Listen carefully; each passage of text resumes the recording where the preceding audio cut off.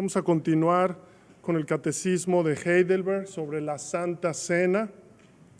Estamos en la segunda parte. Y la semana pasada meditamos en el mandato de nuestro Señor a celebrar este sacramento en memoria suya. Y meditamos en primer lugar en que este sacramento no solo nos asegura y confirma espiritualmente que somos participantes de su sacrificio y de todos sus bienes, sino también que alimenta nuestro espíritu. Y escuchen, nos confirma que cada vez más nos unimos más y más a su santísimo cuerpo por el Espíritu Santo, el cual habita juntamente en Cristo y en nosotros. Y aunque nuestro Señor Jesús esté con un cuerpo glorificado en el cielo y nosotros en la tierra, somos carne de su carne y hueso de sus huesos, ya que es por su Espíritu somos vivificados y gobernados para siempre, así como todos los miembros del cuerpo lo son por una sola alma.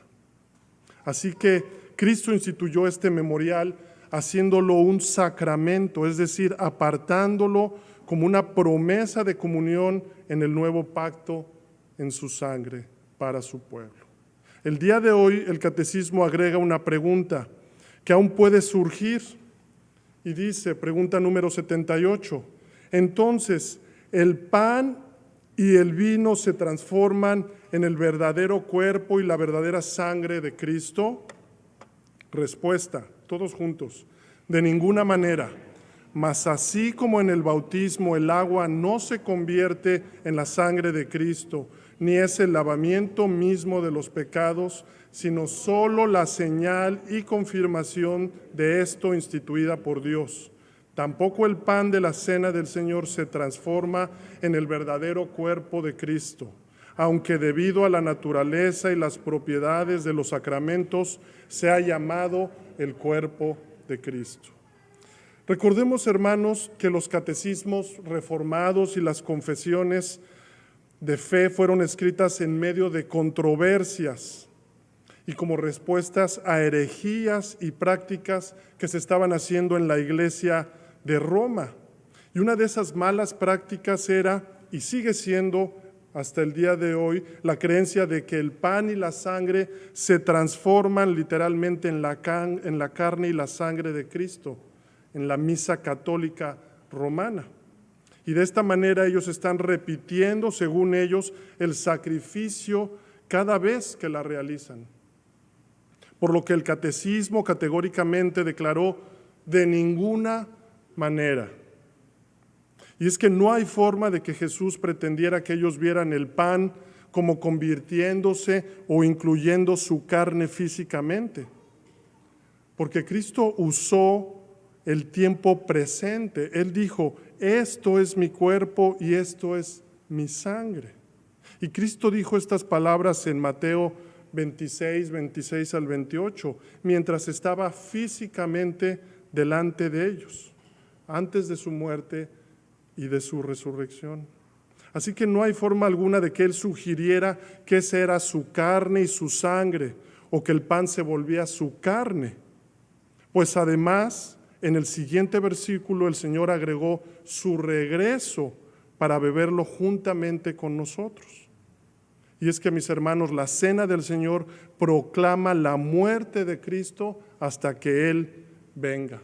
Versículo 29, y os digo que desde ahora no beberé más de este fruto de la vid hasta aquel día en que lo beba nuevo con vosotros en el reino de mi Padre.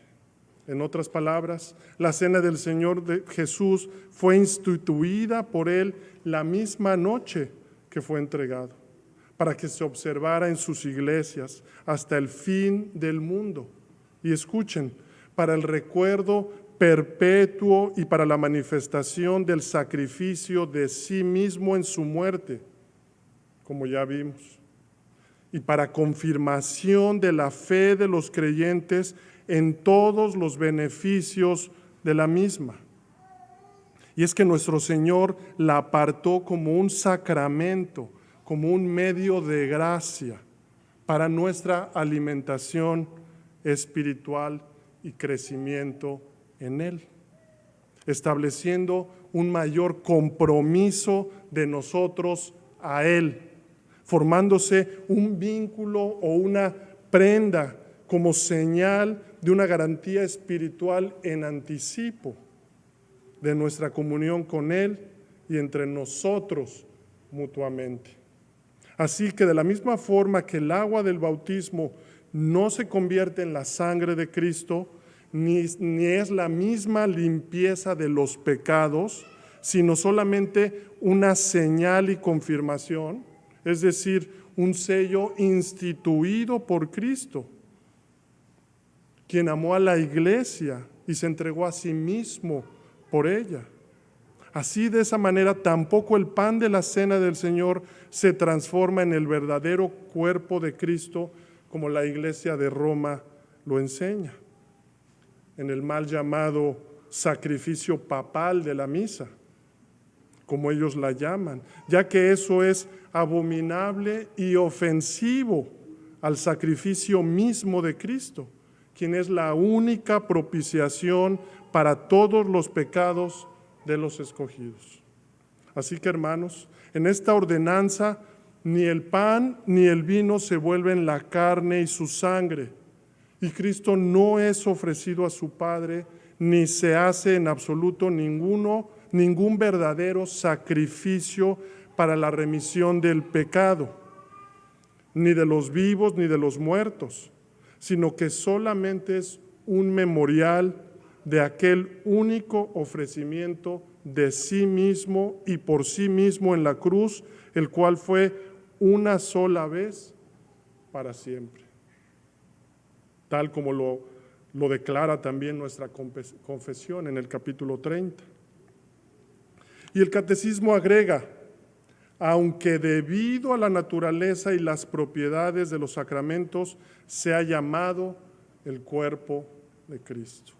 Ahora el catecismo nos está diciendo que este lenguaje de ser llamado el cuerpo de Cristo es porque el mismo Señor ha apartado esta ordenanza como un sacramento, como algo sagrado.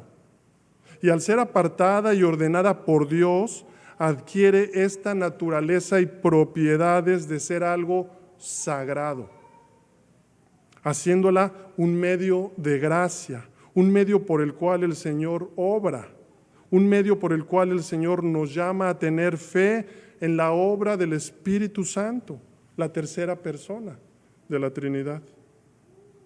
Y el Señor Jesucristo usó este lenguaje tal como en el Antiguo Testamento también vemos cuando Dios mandó a su pueblo escogido, dándoles ordenanzas como señales que ellos deberían realizar como símbolos de estar en su pacto. Génesis 17:10. Este es mi pacto que guardaréis entre mí y vosotros y tu descendencia. Después de ti será circuncidado todo varón de entre vosotros. Circuncidaréis pues la carne de vuestro prepucio y será por señal del pacto entre mí y vosotros. Estas ordenanzas serán señales de ser parte del pueblo de Dios. Y este pacto de la circuncisión apuntaba a Cristo, quien es nuestra verdadera circuncisión del corazón. O en Éxodo 12, después de las plagas y de ser anunciada la muerte de los primogénitos, el Señor ordenó a su pueblo a celebrar la Pascua, el Passover, una cena especial con un cordero sin mancha que deberían de escoger, el cual sacrificarían y con su sangre marcarían sus casas. Esto el día en que el Señor pasaría sobre Egipto ejecutando su juicio, hiriendo a todo primogénito. Y la sangre del cordero en las puertas de las casas sería, escuchen, la señal de que el Señor pasaría por alto sobre ellos sin matarlos, sin ejecutar su juicio. Vean cómo dice Éxodo 12, versículo 11 y 13, dice, y voy a hacer un énfasis en las palabras que quiero resaltar para que nosotros captemos a lo que está refiriéndose el catecismo. Dice, versículo 11, y lo comeréis así, ceñidos vuestros lomos, vuestro calzado en vuestros pies y vuestro bordón en vuestra mano, y lo comeréis apresuradamente, es la Pascua de Jehová. Qué hermoso, mis hermanos. El Señor les estaba dando una señal. Ellos debían de comer apresuradamente al Cordero, como un llamado apresurado a arrepentirse y poner su fe y su confianza en el Cordero, aquel Cordero que habría de venir. Pues yo pasaré aquella noche por la tierra de Egipto y heriré a todo primogénito en la tierra de Egipto, así de los hombres como de las bestias, y ejecutaré mis juicios en todos los dioses de Egipto, yo Jehová. Hermanos, ven a lo que apuntaba la Pascua, el comer al Cordero sacrificado, el cual era la señal que significaba que el Señor no ejecutaría su juicio sobre ellos.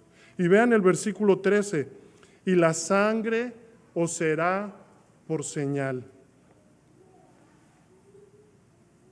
En las casas donde vosotros estéis, y veré la sangre, y pasaré de vosotros, por encima de vosotros, y no habrá en vosotros plaga de mortandad cuando hiera la tierra de Egipto. Y en Éxodo 13:9, el Señor manda a que consagren a los primogénitos, es decir, que los aparten.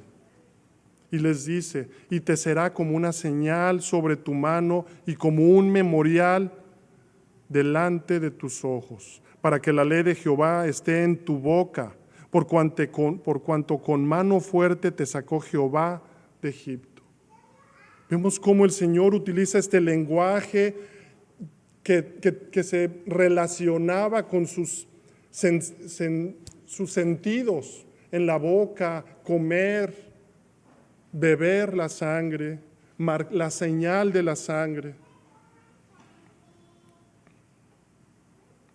Pueden ver, hermanos, el lenguaje y la similitud o la naturaleza y las propiedades de estas ordenanzas, de ser memoriales o señales. Y estos memoriales eran medios de gracia instituidos por Dios para su pueblo. Y así hoy para nosotros, la cena es un memorial para que en obediencia tengamos una buena conciencia y la tomemos así, como la Santa Cena por fe. Vean el lenguaje de Pablo en 1 Corintios 10, 3 y 4. Y todos comieron el mismo alimento espiritual, y todos bebieron la misma bebida espiritual, porque bebían de la roca espiritual que los seguía, y la roca era Cristo. Hermanos, el Señor Jesús en esta ordenanza ha designado a sus ministros para que oren y bendigan los elementos del pan y del vino, y que los aparten así del uso común para el uso sagrado. Y así los elementos externos de esta ordenanza, debidamente separados para el uso ordenado por Cristo, tienen tal relación con el crucificado, que en un sentido verdadero, aunque en términos figurativos, se llaman a veces por el nombre de las cosas que representan, el cuerpo y la sangre de Cristo. No obstante, en substancia y en naturaleza, esos elementos siguen siendo verdadera y solamente pan y vino, como eran antes. Así que veamos ahora la siguiente pregunta número 79. ¿Por qué entonces Cristo llama al pan su cuerpo y a la copa su sangre, o el nuevo pacto en su sangre? Y Pablo los llama la participación en el cuerpo y en la sangre de Cristo. Respuesta: Cristo habla de esta manera por una gran razón. No solo porque quiere enseñarnos que así como el pan y el vino sustentan esta vida temporal, su cuerpo crucificado y su sangre vertida son la verdadera comida y bebida que alimentan nuestras almas para vida eterna, sino también porque de forma especial quiere asegurarnos a través de estos símbolos y señales visibles que nosotros, por la operación del Espíritu Santo, somos participantes de su verdadero cuerpo y su verdadera sangre. Tan cierto como que nuestras bocas corporales reciben estas santas señales en memoria de Él. También desea asegurarnos que todos sus sufrimientos y obediencias son tan nuestros como si nosotros mismos hubiéramos sufrido y hecho satisfacción personalmente por nuestros pecados ante Dios. Un hermoso medio de gracia para confirmarnos. Hemos visto cómo todos los sacramentos u ordenanzas anteriores apuntaban a Cristo con un mismo lenguaje y propiedades. Y ahora el catecismo responde que Cristo habló de esta manera no solo porque quiere enseñarnos que así como el pan y el vino sustentan esta vida temporal, todos necesitamos el alimento para sobrevivir. Su cuerpo crucificado y su sangre vertida, escuchen, son la verdadera y comida y bebida que alimentan nuestras almas para vida eterna. Qué gran verdad, mis hermanos, que pudiéramos asimilar esto y vivir de acuerdo a esto, y ir a la palabra en busca de Cristo para poder vivir lo que el Señor nos dijo, porque mi carne es verdadera comida y mi sangre es verdadera bebida. Y no solo lo dijo por esto, sino también porque de forma especial quiere asegurarnos a través de estos símbolos y señales visibles que nosotros, escuchen, por la operación del Espíritu Santo, somos participantes de su verdadero cuerpo y su verdadera sangre, como declara Pablo.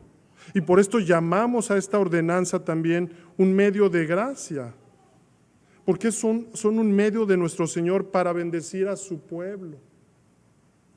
Nosotros que estamos tan acostumbrados a los sentidos, a ver, a tocar, a alimentarnos, estamos tan acostumbrados y necesitamos de eso que el Señor, como un medio de gracia, los separó para como un instrumento para derramar gracia en su pueblo. Y así estos símbolos nos apuntan a la comunión que tenemos con Él. Como el apóstol Pablo lo dice, la copa de bendición que bendecimos no es la comunión o la participación de la sangre de Cristo. El pan que partimos no es la comunión o la participación del cuerpo de Cristo. Por eso el catecismo agrega, tan cierto como que nuestras bocas corporales reciben estas santas señales en memoria de Él. Tan cierto como tenemos el pan y tomamos la copa, es esto, que somos partícipes de su cuerpo y tenemos comunión de la sangre de Cristo. En otras palabras, nuestro Señor desea asegurarnos que todos sus sufrimientos y obediencia son tan nuestros como si nosotros mismos hubiéramos sufrido y hecho satisfacción personalmente por nuestros pecados ante Dios. De esta manera, los sacramentos, la cena y el bautismo son instrumentos establecidos por Dios para nutrir la fe, edificar espiritualmente a los creyentes y confirmar nuestra participación en el pacto de gracia. Así que en la teología reformada no consideramos los sacramentos como canales automáticos de gracia, no es ex opere operato, no son estos los que nos traen la gracia, como la Iglesia de Roma lo enseña. Nosotros los vemos, como la palabra dice, como medios que el Espíritu Santo usa para obrar en aquellos que tienen fe genuina. Por tanto, los sacramentos no son eficaces en sí mismos, sino que su eficacia depende de la obra del Espíritu Santo y la respuesta de fe del creyente. De modo que de esta forma, como dice el capítulo 30, el último párrafo, los que reciben dignamente esta ordenanza, participando externamente de los elementos visibles, también participan interiormente por la fe, de una manera real y verdadera, aunque no carnal ni corporal, sino alimentándose espiritualmente de Cristo crucificado y recibiendo todos los beneficios de su muerte. El cuerpo y la sangre de Cristo no están entonces ni carnal ni corporalmente, sino espiritualmente presentes en esta ordenanza para la fe de los creyentes, tal como los elementos mismos lo están para nuestros sentidos corporales. Y para terminar, quiero leerles solo 4 versículos del Evangelio de Juan en el capítulo 6, versículo 29. Respondió Jesús y les dijo: esta es la obra de Dios, que creáis en el que Él ha enviado. Versículo 35, Jesús les dijo: yo soy el pan de vida. El que a mí viene nunca tendrá hambre, y el que en mí cree no tendrá sed jamás. Versículo 47, de cierto os digo, el que cree en mí tiene vida eterna. Versículo 58, este es el pan que descendió del cielo, no como vuestros padres comieron el maná y murieron. El que come de este pan vivirá eternamente.